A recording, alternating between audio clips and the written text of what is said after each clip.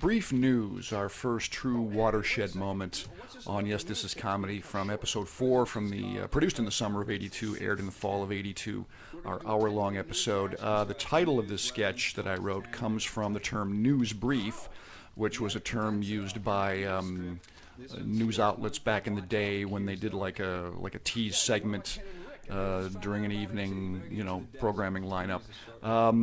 The idea came to me in terms of, back then, you only had a few dozen programming choices for entertainment and news, not, the tens of thousands seemingly that you do now.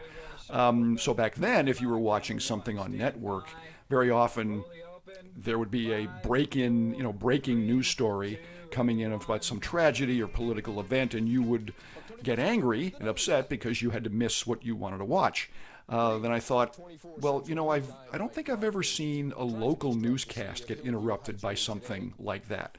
And then I thought, all right, this might be an idea for a sketch. Let's take it to an absurd level.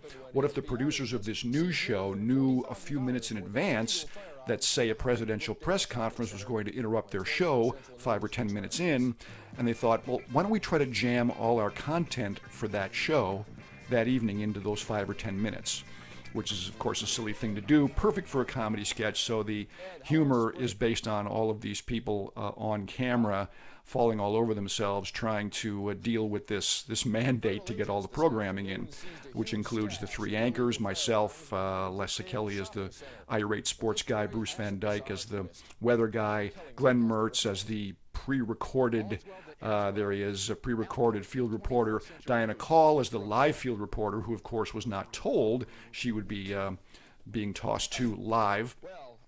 And I really like what everybody did with their parts in this sketch. Just nice job, everybody. John Gorczyca as the sort of Zen director who's just going with the whole thing, not getting too upset.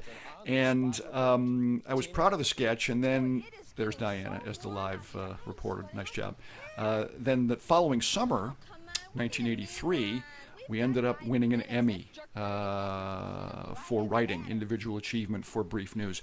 I actually entered the sketch into the Cleveland chapter Emmy Awards in early '83, and I thought, my higher-ups at Cox Cable are never going to let me, they're never going to pay for an entry, and they're going to tell me they don't want to enter it. So I just decided to just circumvent any of that, and I paid for the entry myself without telling anybody, and then kind of forgot about it. And then one day in the spring or late winter of '83, the Cox Cable folks came back from an Emmy nomination lunch and told me, hey, this thing called Brief News that you did got nominated. So that was awkward, yet cool.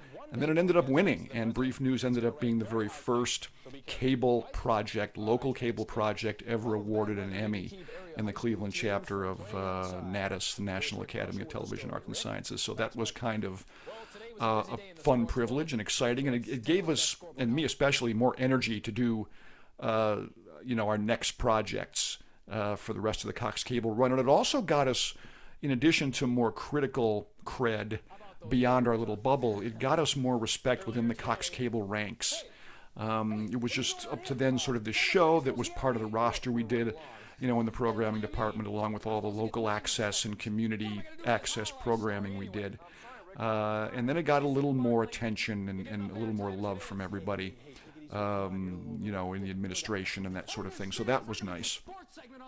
But again, this was our first sort of large deal moment, the first of a few awards we won.